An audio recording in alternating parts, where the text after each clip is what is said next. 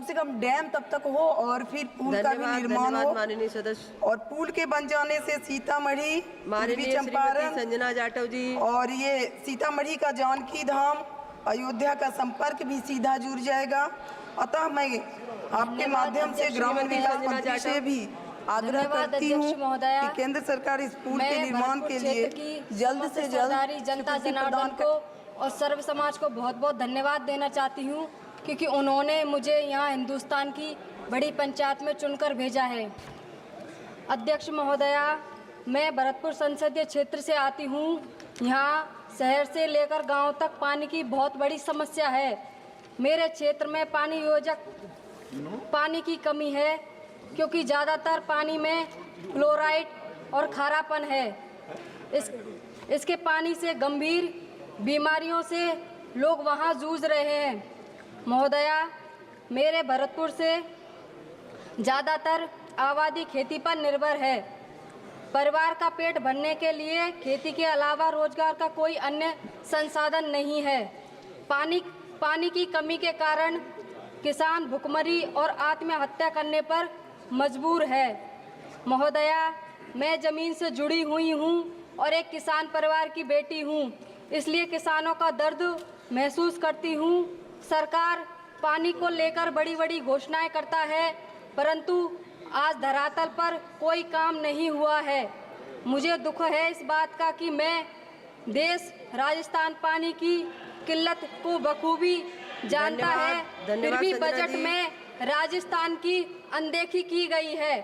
सरकार ने राजस्थान को जनता जनार्दन की पानी से संबंधित कोई अन्य राहत या पैकेज नहीं दिया है। माननीय सदस्य मूरा सोली जी, आपके माध्यम से मेरी सरकार से अनुरोध है कि सरकार मेरी संसदीय क्षेत्र माननीय सदस्य जी कंप्लीट करिए अपनी बात। धन्यवाद महोदय। நாடாளுமன்றத்திலே எனக்கு பேச வாய்ப்பளித்த அவைத் தலைவருக்கு நன்றியை தெரிவித்துக் கொள்கிறேன். நான் என்னுடைய டெல்டா மாவட்டத்திலிருந்து, குறிப்பாக சோழ நாட்டிலிருந்து தேர்ந்தெடுக்கப்பட்டிருக்கிறேன். சோழ நாடு சோறுடைத்து என்பார்கள். என்னுடைய டெல்டா மாவட்டத்தினுடைய விவசாயிகளுடைய நீர் ஆதாரமாக விளங்குவது மேட்டூர் அணை. சென்ற ஆண்டு மேட்டூர் அணையில் நீர்வரத்து இல்லாத காரணத்தினால் எம் மாவட்ட மக்கள் மிகவும் பெரிதும் பாதிப்படைந்துள்ளனர். இந்த ஆண்டு இப்பொழுது மேட்டூர் அணையிலே கர்நாடக அணைகளுடைய நீர்கள் எல்லாம் அங்கே அணைகளெல்லாம் நிரம்பிய பிறகு உபரி நீராக இன்றைய தினம் மேட்டூர் அணையிலே நீர் திறந்து கொண்டிருக்கிறது. இதுபோன்று இல்லாமல் காவிரி ஆணையம் மாதம் மாதம் எங்களுடைய மேட்டூர் அணைக்கு தமிழ்நாட்டிற்கு நம்முடைய திறக்க வேண்டிய நீரின் அளவை ஒன்றிய அரசின் மூலமாக என் மாவட்ட மக்களுடைய கோரிக்கையாக உங்கள் மூலமாக ஒன்றிய அரசுக்கு தெரிவித்து விடைபெறுகிறேன். நன்றி, வணக்கம். शून्यकाल समाप्त। नियम 377 के अधीन मामलों को सभा पटल पर रखने हेतु माननीय सदस्यगण, नियम 377 के अधीन मामलों को सभा पटल पर रखा जाएगा। जिन सदस्यों को नियम 377 के अधीन मामलों को आज उठाने की अनुमति दी गई है और जो उन्हें सभा पटल पर रखने के इच्छुक हैं, वे 20 मिनट के भीतर मामले को पीठ व्यक्तिगत रूप से सभा पटल पर भेजें। केवल उन्हीं मामलों को सभा पटल पर रखा माना जाएगा जिनके लिए मामले का पाठ निर्धारित समय के भीतर सभा पटल पर प्राप्त हो गया हो। शेष को व्यक्तव्य माना जाएगा। बजट पर चर्चा। माननीय श्री चरण सिंह चन्नी जी,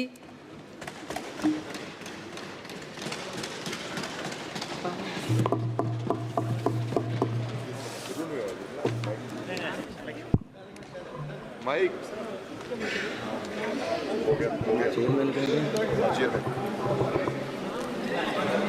देश सेवा बर मोहे हैं, शुभ कर्मन ते कब हूँ ना डरूं और सो जब जाए लरूं, निश्चय कर अपनी जीत करूं।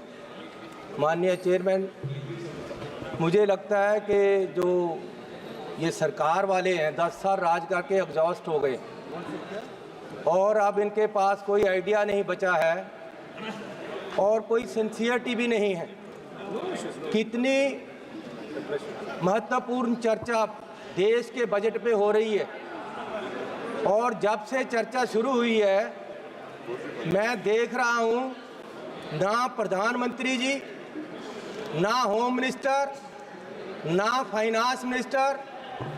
आप उस तरफ देखो, उस तरफ देखो, वो खाली कुर्सियों को देखो, ये सत्ता पक्ष है, देखिए ये खाली कुर्सियों को देखो, मंत्री जी बैठे हुए हैं पास में। ये खाली कुर्सियों को माननीय देखो, सदस्यगण मंत्री बैठे हुए हैं, ये उनका बैठे हुए हैं, आप इंतजार कर चर्चा रही करिए। है कि कहाँ है हमारा फाइनेंस मिनिस्टर। ये सिंसियरिटी है इनकी मैडम। माननीय ये मंत्री सिंसियरिटी है। पासवान जी बैठे हुए हैं, आप लोग थोड़ा सा शांति बना के रखिए, माननीय सदस्य बोल रहे हैं। 10% आदमी नहीं है वहाँ में। कहाँ है इनके मेंबर, कहाँ है प्राइम मिनिस्टर, कहाँ है होम मिनिस्टर, माननीय कहाँ सदस्य बजट पर हमारे चर्चा करिए। वित्त मंत्री जिन्होंने बजट पेश किया और उनको हमने बताना है कि बजट में क्या नहीं दिया आपने और क्या दिया। ये सिंसियरिटी है। देश पूछ रहा है, हमारे सब लोग पूछ रहे हैं कि आपकी सरकार की सिंसियरिटी क्या है। स्पीकर साहब, माननीय चेयरमैन जी, मैं जब जीत कर आया सबसे पहले मैंने माननीय श्री अंबेडकर साहब की मूर्ति पे नमन करना चाहा। मैं वहाँ गया तो वहाँ मूर्ति नहीं है, वहाँ से उठाकर पीछे कर दी गई कहीं। लेकिन ये लोग समझ लें कि ये मूर्ति पीछे कर सकते हैं अंबेडकर साहब की, उनकी सोच पीछे नहीं कर सकते, ये उनकी सोच को मार नहीं सकते और उनको इस संविधान जो उन्होंने दिया है उसको बदल नहीं सकते। लोगों ने बता दिया इनको कि आप संविधान नहीं बदल सकते, पूरी मेजॉरिटी नहीं दी इसीलिए इनको। और इसलिए